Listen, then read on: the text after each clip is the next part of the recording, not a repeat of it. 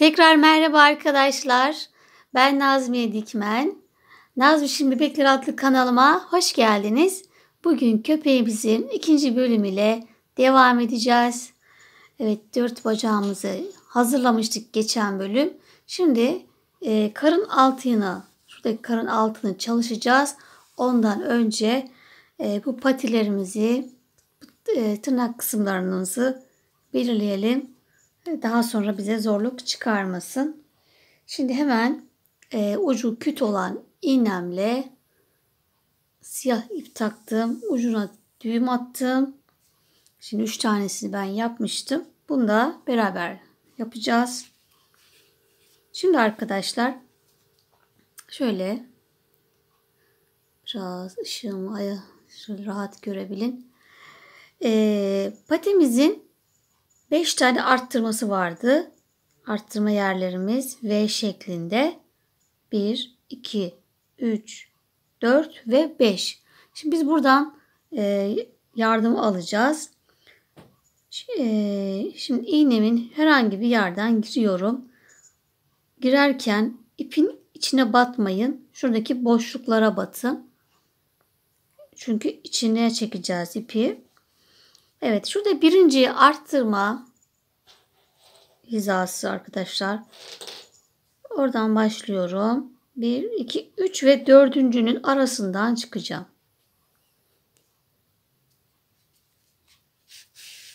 Evet. Burayı da çekelim içeriye. Evet.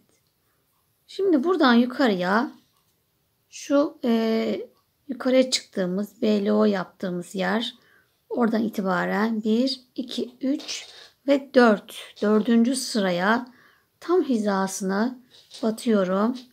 Aynı noktadan çıkıyorum.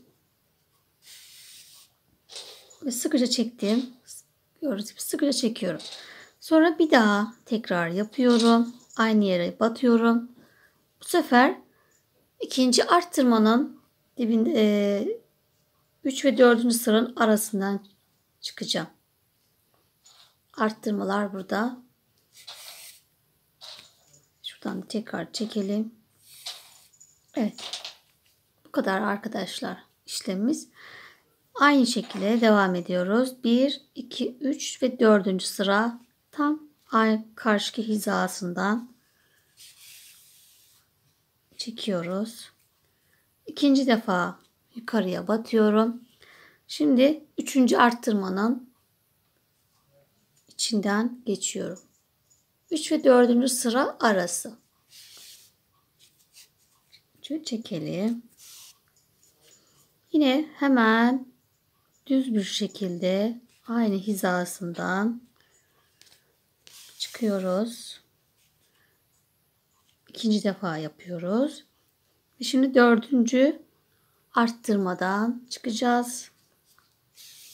Bunlar bizi hem kolaylık hem de eşit bir mesafeleri aynı olacak, eşit olacak. Tekrar 4. sıramıza battım. İkinci defa ve 5. de arttırmamdan girdim. Bunu çekiyorum. Meyza. Ama biz anlaşmıştık. Yaramazlık yapmayacağız diye.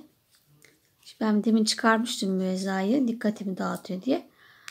Bu da kapıda miyavlıyor beni al diye. Dayanamadım, aldım. Evet, yine aynı hizadan 5. yapıyorum. Çektim iyice. Tam da zaten kesme yerine denk geliyor. 5. yerimiz. Şimdi aşağıdan bir noktadan herhangi bir yerden alttan çıkıyorum. Şuraya bir daha çekeyim. Evet. Bu şekilde yaptım arkadaşlar. Tatlış tatlış. Şimdi buraya bir düğüm atacağım. Bir daha yapalım. Sağlam olsun. İşlerimiz sağlam olsun. Çocuklar oynuyor çünkü. Biraz çekiştirirler falan, çıkar bir yerden. Şimdi buradan tekrar aynı yerden giriyorum. Uzak bir mesafeden çıkıyorum. İpin içine hiç batmıyoruz. Boşluklara batıyoruz. Evet, ipimi buradan uzaklaştırdım. Şöyle çekerek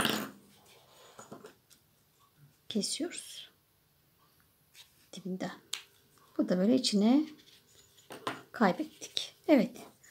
Patilerimizi bu şekilde yapıyoruz. Hepsini 4 tane yaptık. Yapacağız. Şimdi hemen karın altımıza başlayalım. Evet, köpeğimizin karın altını açık renk çalışıyorum arkadaşlar. Buradan yukarıya devam edecek. Bunlar size kalmış. Arzunuza göre isterseniz dümdüz tek renk örün. İsterseniz bu şekil çalışın. Nasıl kolayınıza geliyorsa, böyle işlerde zorlanıyorsanız düz yapın. Dediğim gibi her yeri tek renkte olabilir. Şimdi ben 2 renk çalışıyorum. O yüzden karın altını beyazla 20 tane zincir çektim. Şimdi bir taneyi atlıyorum. İkinci zincirimin içerisine 3 tane sık iğne yapıyorum. 1, 2, 3. Şimdi bütün en son bir tane kalana kadar bütün zincirlerimin içerisine tek sık iğne yapacağız. Bu şekilde.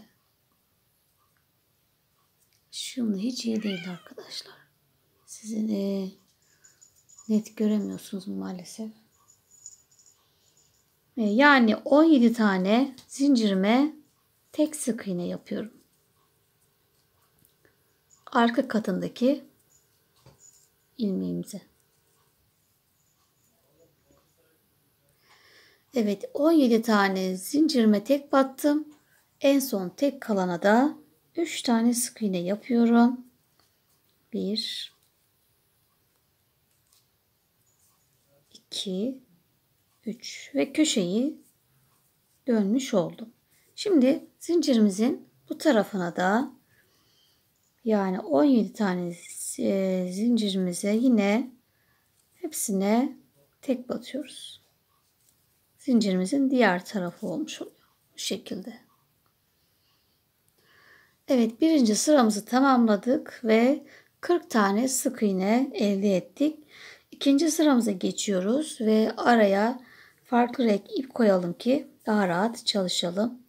Şimdi 3 tane sık iğnemin her birine yine çift batıyoruz. Yani bir sık iğnenin içine 2 tane sık iğne yapıyoruz. Birinci çift, ikinci çift ve üçüncü çift. 3 tane sayı 6 olmuş oldu. Şimdi yine bu aradaki bu düz mesafeyi 17 tane sık iğneyi yine tek batıyoruz.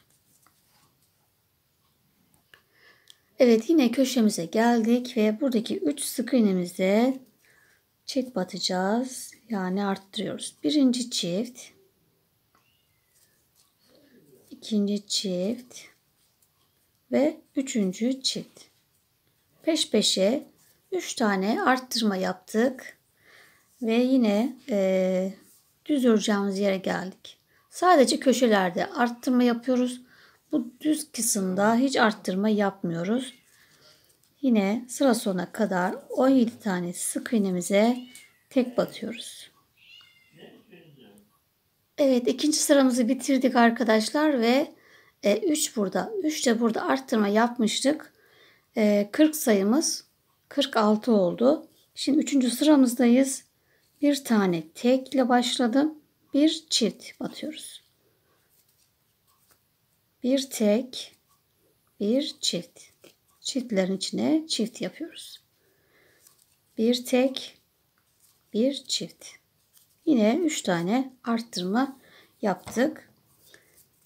Şimdi düz yerimize geldik ve 18 tane sık iğnemize tek batıyoruz. Evet, 18 sık iğnemi ördüm, tek battım. Yine köşeye geldik. Bir tane çift batıyorum. Bir tek, bir çift, bir tek ve bir çift. 3 tane buradaki arttırmamı da yaptım. Sıra sona kadar yine 17 tane sık iğnemize tek batıyoruz. Evet, 3. sıramızı bitirdik ve 52 tane sık iğneye ulaştık. Şimdi 4. sıradayız. 2 tane tekle başlıyoruz. Bir çift yapıyoruz. 2 tek, bir çift, 2 tek, bir çift. Evet, köşemizi döndük. 3 tane arttırmamızı yaptık. Yine ara kısmına düz öreceğiz. 19 tane sık iğnemize tek batacağız. Evet, diğer köşemize geldik. Arttırma yerimize bir çift batıyorum. 2 tane tek, bir çift, 2 tek ve bir çift. Evet, arttırmamızı bitirdik. Yine sıra sonuna kadar 17 tane sık iğnemize tek batıyoruz.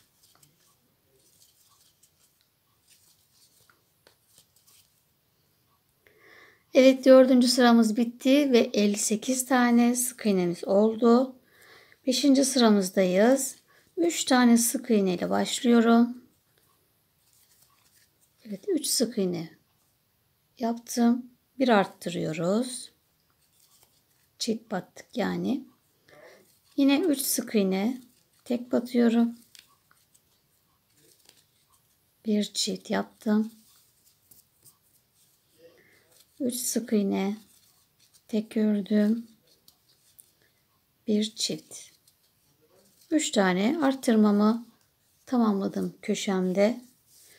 Ve 20 tane sık iğneye de tek batıyoruz. Evet, 20 tane sık iğnemi ördüm. Yine köşeme geldim. Bir arttırdım. 3 tane tek örüyorum. 1, 2, 3. Bir arttırıyorum. 3 tane tek ve bir arttır. 3 arttırmamı yaptım. Ve 17 tane sık iğnemize tek batıyoruz. Kaç olduk? 2, 4, 5. sıramızı bitirdik. Ve 64 tane sık iğne elde ettik. Evet, 6. sıramızdayız ve bu son arttırmamız olacak. Karın altında. Şimdi 4 sık iğne yapıyorum. 3, 4. 4 sık iğne ve tek battım. Bir arttırıyorum. 4 sık iğne tek batıyorum. 3, 4. Bir arttır. Yine 4 sık iğne tek batıyoruz. 3, 4. Bir arttır. Evet, buradaki arttırmamızı bitirdik. Aradaki 21 sık iğnemize tek batıyoruz. Evet, 21 sık iğneme tek battım. Bir arttırıyorum. 4 tane tek batıyorum. 3, 4. Bir arttır. 4 sık iğne örüyoruz. 2, 3, 4 ve bir arttır. 3 tane. Burada da arttırmamızı bitirdik. Geri kalan 17 sık iğnemize tek batıyoruz.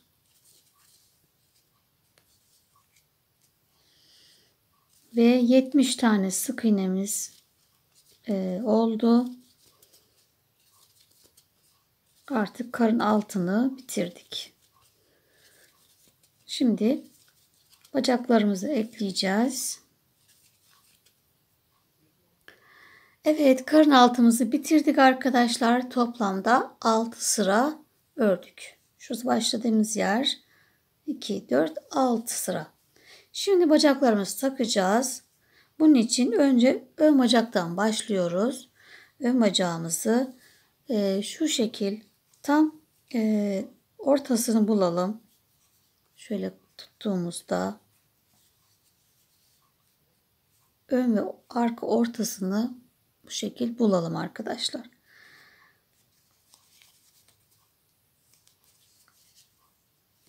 Şimdi ön bacağımızın arka kısmından 6 tane sık iğne ile ekleyeceğiz. Arka ortamız şurası. Bunun hemen yanındakinden başlayacağım. Arka ortamız burası. Bunun yanındaki sık iğneden hemen karşıya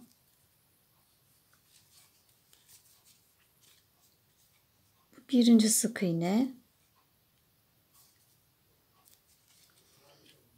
2, 3, 4, 5 ve 6. Evet. 6 sık iğne ile ön bacağımı birleştirdim. Tersi yukarıya bakacak. Gövdemizin karın altı parçamızın tersi yukarıya doğru dönüyor olacak. Düz yeri aşağıya bakacak. Şimdi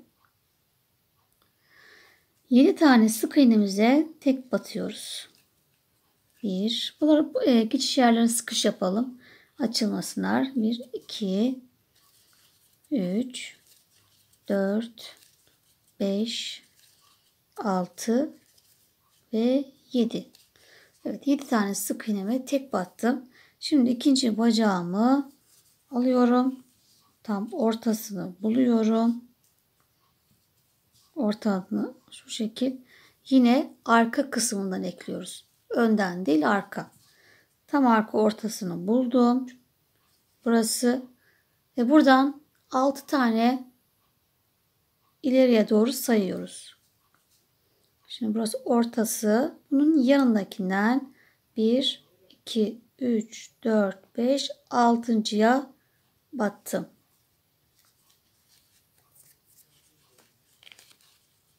Ve gövdeme battım.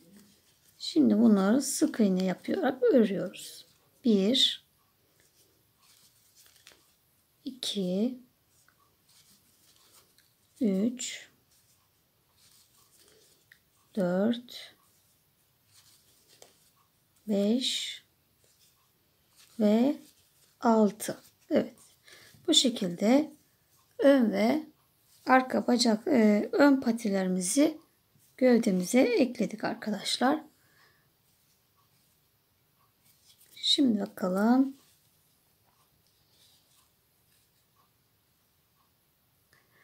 ...14 tane sık iğneye tek batacağız. 1, 2, 3, 4, 5. Evet, 14 tane sık iğneye tek battım arkadaşlar. Şimdi arka patimizin, arka bacağımızın yine şu şekil düz tutarak ön ortasını buluyoruz. Önden şu kısımdan ekleyeceğiz çünkü. Ortayı bulduk. Patimiz öne bakacak. Ters olmasın diye. Şimdi şöyle tutalım ve tam ortadakinin yanındaki sık iğneden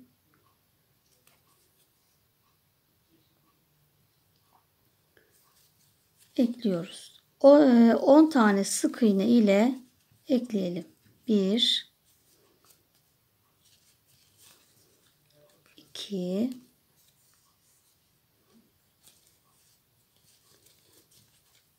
3 4 5 6 7 8 9 ve 10. Evet, 10 sık iğne ile gövde ve bacağımızı birleştirdik. 3 tane sık iğnemize tek batıyoruz. 1 2 3. Şimdi ikinci arka bacağımızı alıyoruz. Tam yine ortalayalım. Şu şekil. Tam ortasını bulalım. Şöyle yapalım. Tam ortasını. Evet. Orta noktadan bu tarafa 6 tane sayalım. Orta noktamdan yanındakinden başlayacağım. 1, 2, 3, 4, 5, 6. Pardon 10 taneydi. Ön bacakla karıştırdım. 10 tane sayacağız arkadaşlar. Şimdi şurasıysa 1, 2, 3, 4, 5, 6, 7, 8, 9, 10. Evet, şuradan ipimi şuraya alayım. Evet. Bacağıma battım. Sonra gövdeme batıyorum. Ve 10 sık iğne ile birleştiriyoruz. Birinci, ikinci, 3,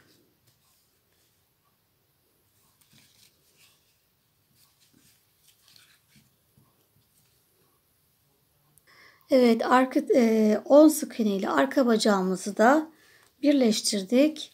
Şimdi geri kalan 14 sık iğneme tek batıyorum. Evet, bacaklarımızı da ekledik arkadaşlar. Şimdi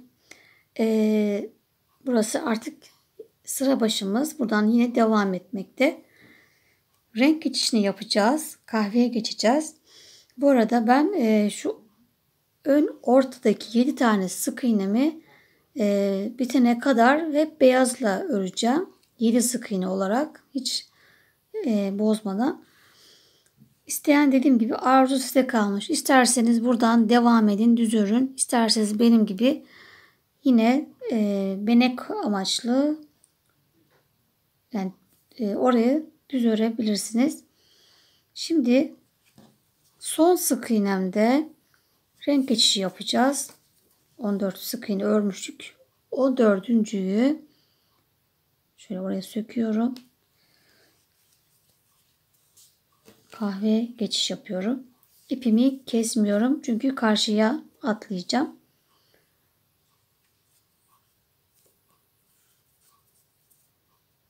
Şöyle arkaya tutturuyorum ipimi ve renk geçişi yaptım. Odaklayalım. Evet. Buradan artık karşıya geçeceğim.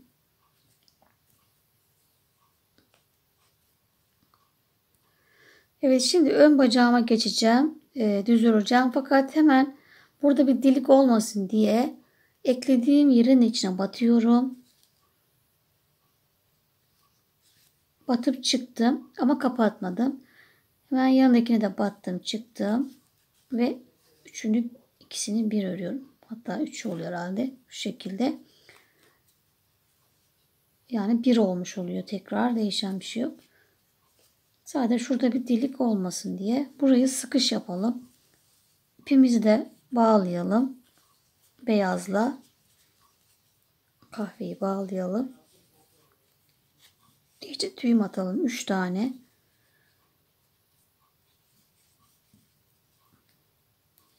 Evet. Şimdi düz örüyoruz bacağımızı. Evet, ön bacağımda 19 tane sık iğneye tek battım. Son 19'uncuyu ördüm fakat beyazla geçiş yapacağım. Şöyle beyaz ipimi bu tarafa alıyorum ve onunla geçiş yapıyorum.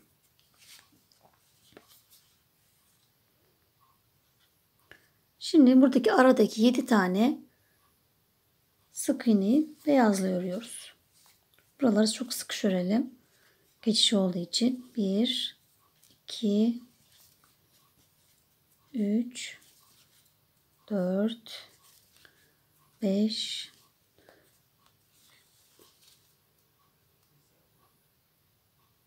şöyle kahveyi arkada yürütmeyi unuttum arkadaşlar. Bunda 3, 4. kahveyi araya tutturdum. 4, 5, 6 ve 7.yi kahveyle geçiş yapacağım. İpi de arkada yürüttüm. Potluk yapmasın diye. Evet, 7.yi dediğim gibi kahveyle geçiş yaptım. Şimdi hemen ön bacağıma geçiyorum. Şurada atlarsam burada bir potluk olacak diye yine batıp çıktım. Yanındakine battım çıktım. Birleşme yerlerinde açıklık olmasın diye bir arkadakini de battım arkadaşlar. Evet, şimdi bacağımı düz örmeye devam ediyorum.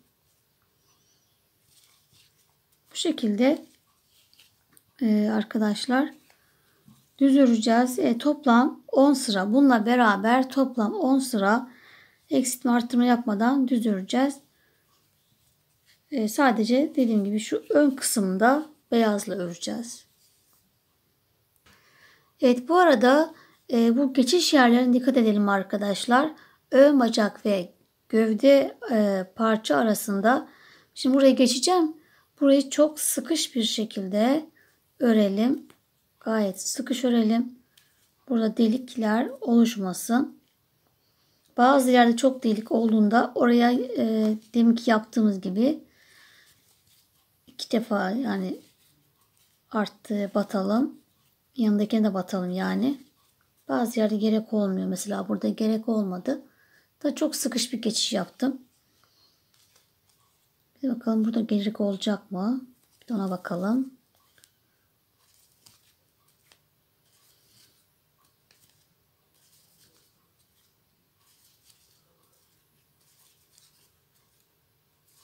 Evet, hiç saymıyorum. Gördüğünüz gibi aralar düz zaten. Hepsinin düz olduğu için sayma gereği duymuyorum. Bir odaklayamadık. Çok. Allah Allah. Evet. Şimdi bakın. Şimdi buraya direkt geçince şurada bir yine bolluk olacak şu delik yüzünden. O yüzden bak oraya da batıyorum, çıkıyorum. Arka bacağın hemen ilk sık iğnesine de battım, çıktım. Şimdi bu üçünü bir örüyorum. Buradaki açıklığı engellemiş oldum. Evet, hepsine tek batıyoruz arkadaşlar. Düz örüyoruz.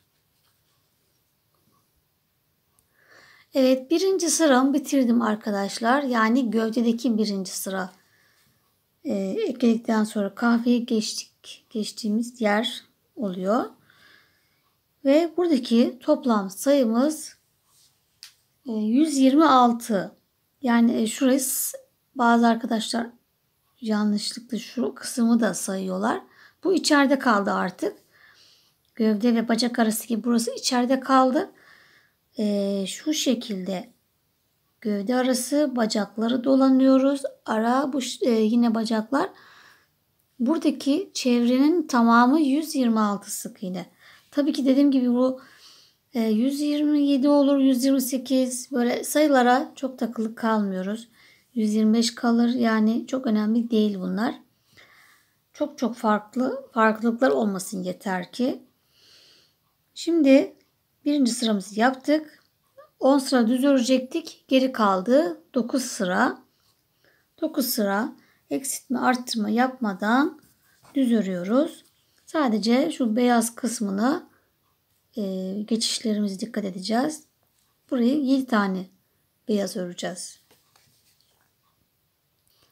Evet, bacak kısmını düz ördüm arkadaşlar. Şimdi bir kere daha bu renk geçişini göstereceğim. Ondan sonra ben de düz örmeye devam edeceğim. Şimdi arkadaşlar bacağımı düz ördüm. Son kahverengimde bunu bırakıyorum. Beyaz ipimi alıyorum. Şöyle arkaya da şöyle geriyorum, tutturuyorum ki potluk yapmasın.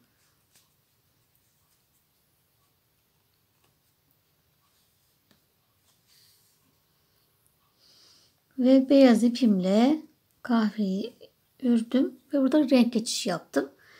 Şimdi 7 tane sık iğneme tek batıyorum.